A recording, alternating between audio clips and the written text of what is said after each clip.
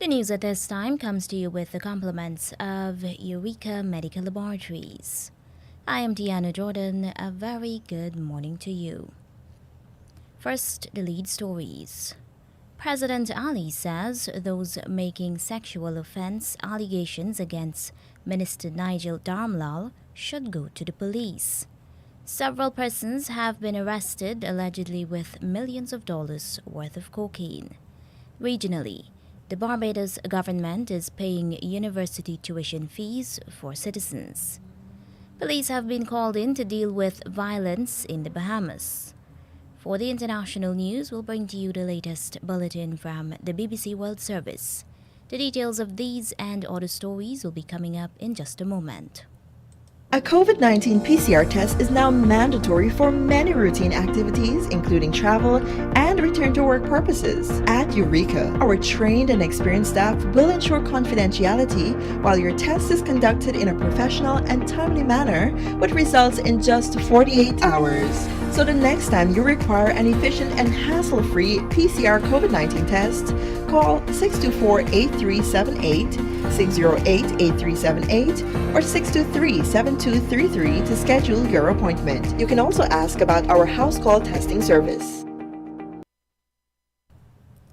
And now the news in detail. Even as the Alliance for Change, AFC, has called on President Irfan Ali to order an independent probe into local government minister Nigel Darmlal's alleged disrespect for women, the Guyanese leader said the offended should go to the police. The Women for Change arm of the AFC wants the minister to be removed from office to make way for a probe into allegations that he sought to lure a woman for sexual reasons. The purported social media chat includes an image, voice chat, and text via his Facebook Messenger. But the president says Mr. Darmlal had claimed that his phone was lost, and this should also form part of a police probe. He urged the woman and her mother, who are making those claims, to report the matter to the police. If someone has an allegation against somebody, in whatever shape and form, they have to report those allegations. They have to report those allegations because the minister would have said to me that his phone was lost, and he also has some allegations of his own that he's making in terms of the totality of the conversation that took place. I am not going to be the judge of that on any side. But if there is an allegation, there is a place in which those allegations has to be made. Meaning the police? That is where allegations are reported. Mr. Darmlal did not respond to WhatsApp requests for comment. The WFC says when taken together with his comment in the National Assembly about a dildo, the allegation that he preyed on an overseas-based Guyanese, and his post against two female judges, and his general approach indicates contempt for women. WFC tells the president that he needs to launch a full and impartial investigation into the conduct of Mr. Darmlal and make the findings public.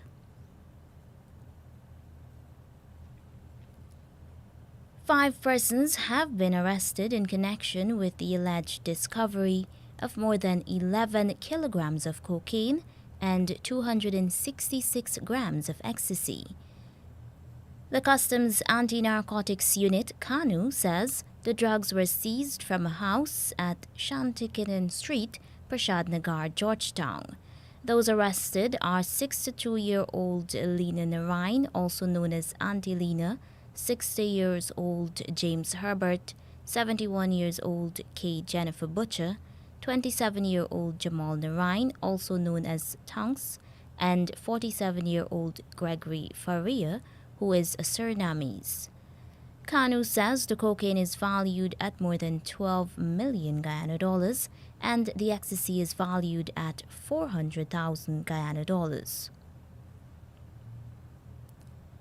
And across at Tushan East Bank, Essequibo, 3 persons have been arrested allegedly with a gun, ammunition, and more than $12 million worth of cocaine. Kanu says the men were intercepted in a Route 32 bus in which more than 11 kilograms of cocaine were found. The anti-drug agency says it also found one pistol and 8 matching bullets. Those arrested are the minibus driver, 31-year-old Akeem Bromel, 46-year-old Gary Tony, and 28-year-old Oliton Sobers. Attorney General Anil Nandlal says President Irfan Ali did not breach Guyana's constitution by selecting Assistant Police Commissioner Clifton Hicken to act as Police Commissioner. Reacting to the People's National Congress Reform's position that Deputy Police Commissioner Paul Williams has been bypassed, Mr. Nandlal also says the President is not obliged to pick the most senior police officer. There is no rule, there is no provision in any law that requires the most senior officer to be chosen. Seniority and meritocracy are not the same thing. Seniority and excellence in performance are not the same thing.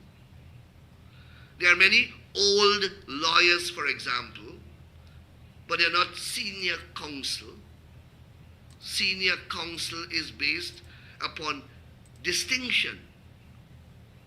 Seniority is simply a question of age. President Irfan Ali has appointed Assistant Police Commissioner Clifton Hicken to act as a police commissioner now that Acting Police Commissioner Nigel Hoppy has proceeded on retirement leave. The Attorney General says that an opposition leader is not in place to appoint a police service commission whose chairman is consulted before the President appoints a police commission. Mr. Nandlal says due to this, the President appointed Mr. Hicken out of necessity. In that scenario, a president can't abdicate his responsibility and can't allow the police force that is responsible for the national and domestic security of the country to be without an administrative head. Therefore, the law will justify a president making an appointment even though those with whom he has to consult are not available for consultation. There is a doctrine in law called necessity. The Attorney General, who dared the People's National Congress Reform to make good on its promise to take the matter to court, says not even a judge can substitute the President's decision to appoint a police commissioner in his own deliberate judgment. At least 33 Haitians are in Barbados for more than 1 month now and have told authorities there that they are awaiting visas to enter Guyana. Guyana's Minister of Home Affairs, Robeson Ben, told Demerara Waves Online News that he was aware of the reports, but he declined to say whether or not they would be granted visas. The privately owned Barbados Today reports that the men, women, and young children arrived on that Caribbean island on February 20th, 2022 and were granted 6 months automatic stay as nationals of a Caribbean Community CARICOM member state. Amid concerns that they have been huddled in a house in unsatisfactory conditions, they on Tuesday told Minister of Home Affairs Wilfred Abrahams and Acting Chief Immigration Officer Margaret Innes in Barbados that they were not being held against their will. Barbados Today also reports that there were no one-on-one interviews between state officials and the Haitian residents, except for a question from the Home Affairs Minister. He also referenced an agency, a 25-day stay in Barbados, and a trip to Guyana. Last Friday, Barbados Today reported that the Haitians were awaiting visas to enter Guyana through a process involving an agency called MPH. The agency was paid an undisclosed sum to cover transportation costs in transit accommodation and visas. Guyana is supporting calls by St. Vincent and the Grenadines to conduct a survey of marine resources. Minister of Agriculture, Zulfikar Mustafa, told the Food and Agriculture Organization's 37th Regional Conference of Latin America being held in Ecuador that such a survey is important because of the linkage between climate change and livelihoods. My brother and colleague from St. Vincent and the Grenadines would have made a suggestion and a proposal to conduct marine resources survey that are very important for us because the blue and green economy in these parts of the world contributes significantly to poverty reduction. And today, climate change is causing serious problems within our countries in the small island developing states, especially in the Caribbean. We are so vulnerable to climate change that agriculture now, when we are now improving our agriculture capacity, it seems that we are taking risks because of climate change. The Agriculture Minister also urged the FAO to take concrete steps to provide money to cushion the impact of climate change. And now for the regional news. The Barbados government has set aside money to pay tuition fees for undergraduates who are studying at the University of the West Indies. Details from Barbados Today. A significant part of the $14.4 million assigned to the Ministry of Education, Technology and Vocational Training will be used to pay tuition fees to the University of the West Indies. The disclosure from Minister Kay McConney, who said over 6,000 students would benefit for the 2021 to 2022 academic year. The Education Minister was speaking in Parliament on Tuesday during the supplementary estimates. The sum being requested in this supplementary will cover transfers to the University of the West Indies. You would know, sir, that this government continues to empower through education. And as part of our commitment in that regard, we sought back in September 2018 to restore the payment of tuition for undergraduate students at the University of the West Indies.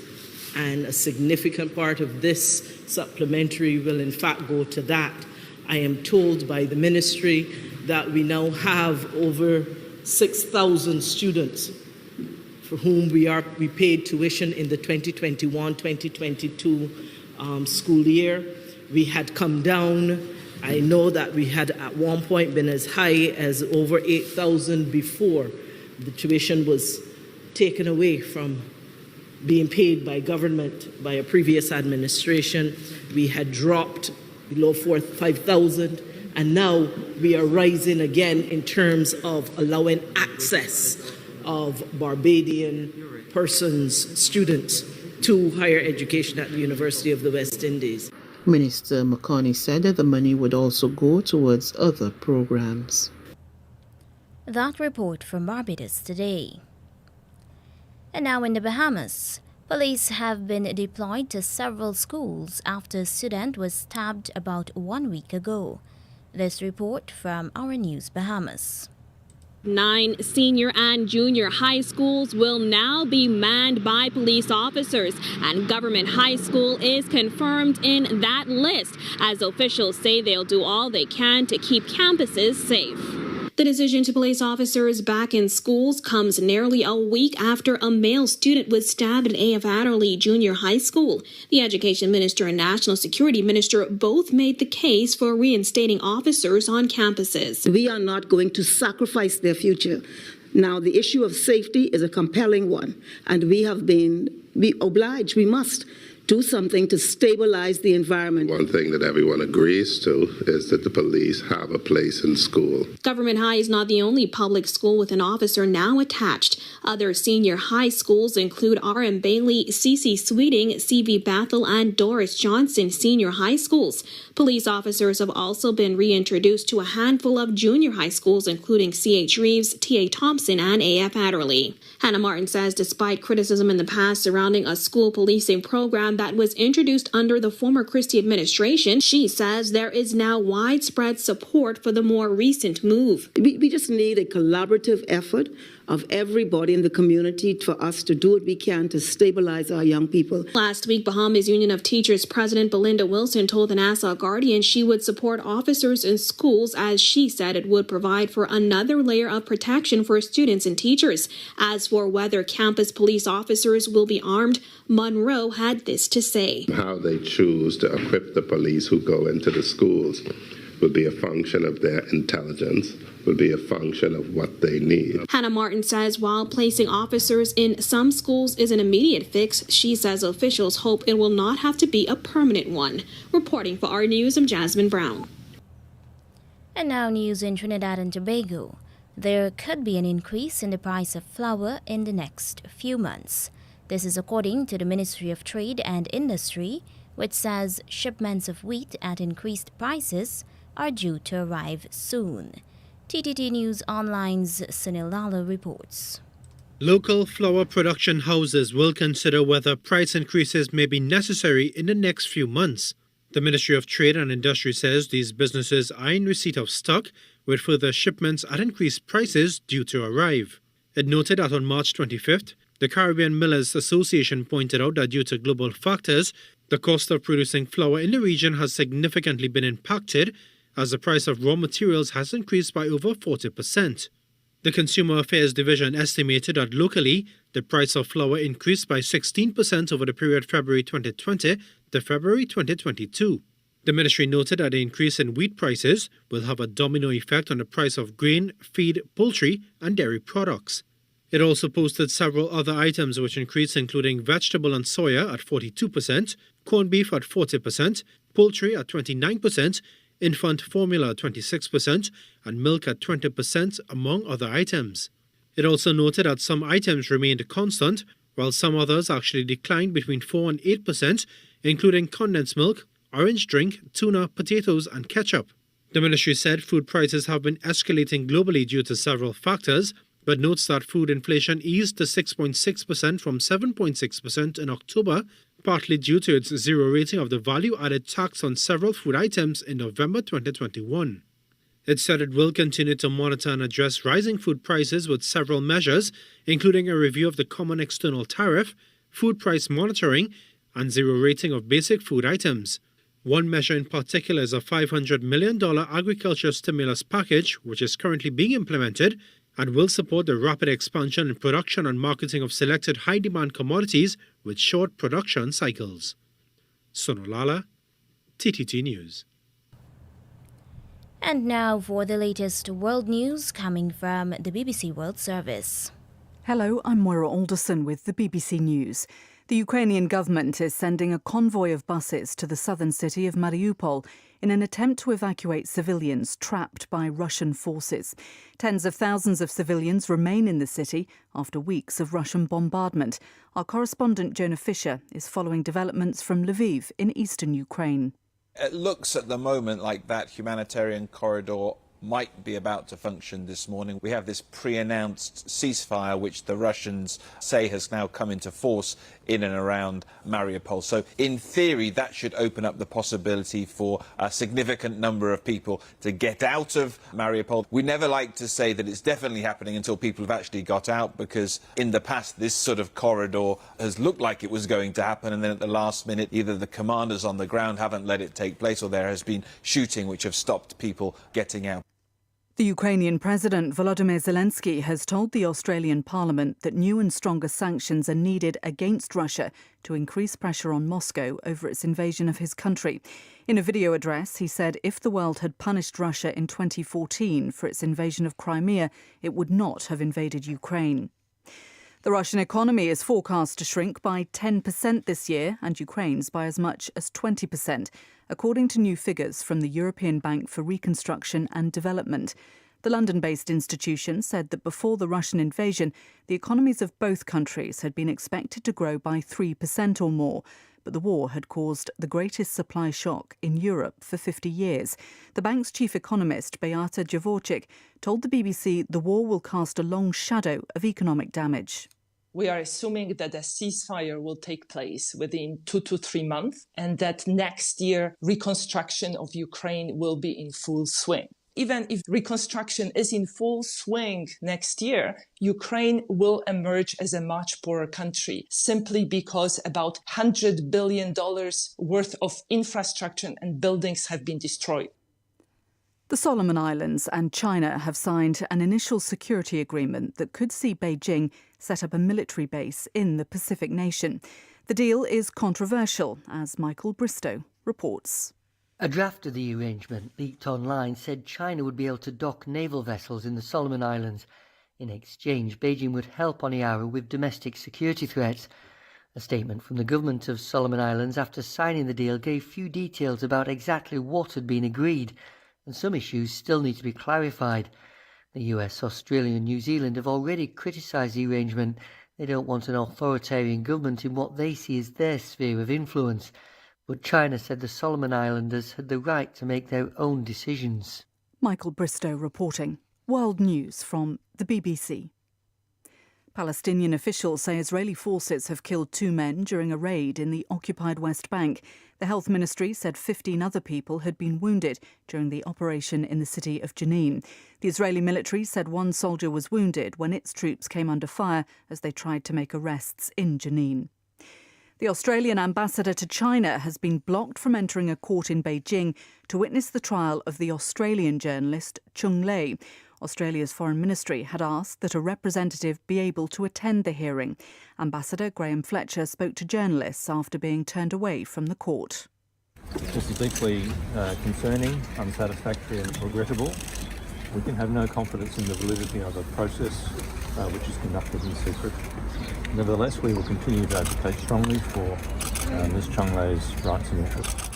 Chung Lei, a presenter for a state-owned English-language television channel, was detained in August 2020 and subsequently charged with supplying state secrets. Kenya's Supreme Court has begun considering the legality of constitutional changes proposed by President Uhuru Kenyatta ahead of presidential elections later this year. The government says the controversial reforms, such as the possible recreation of the post of Prime Minister, would make politics more inclusive. Opponents, including President Kenyatta's estranged deputy William Ruto, say the initiative is an attempted power grab. China is hosting ministers and officials from Russia, Afghanistan and its neighbours to discuss how to support the country under its new Taliban leadership. Chinese state media said the foreign minister led discussions on the economic and humanitarian crisis facing Afghanistan. Formula One motor racing will have a third race in the US from next year after securing a deal for a Las Vegas Grand Prix. The 6-kilometre track will include a portion of the city's famous Strip. That's the latest. BBC News. The news was brought to you with the compliments of Eureka Medical Laboratories. Don't let the fear of contracting the coronavirus disease deter you from seeking the medical care you need. At Eureka Labs, we ensure the safety of our clients and staff with our rigid sanitization routine. This involves the use of ultraviolet lights to effectively rid the air and all surfaces of viruses and bacteria that may be present throughout the lab daily.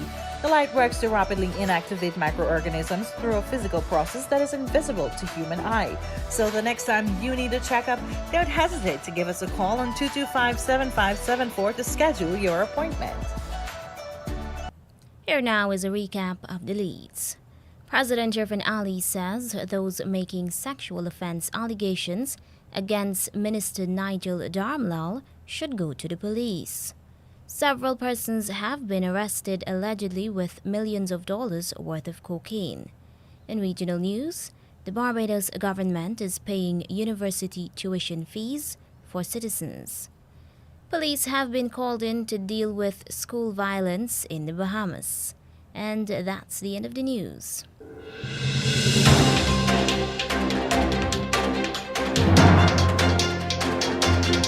This has been the news, compiled in the News Talk Radio Newsroom. For ongoing updates, visit demerarawaves.com, and you can check facebook.com/demwaves and twitter.com/demwaves.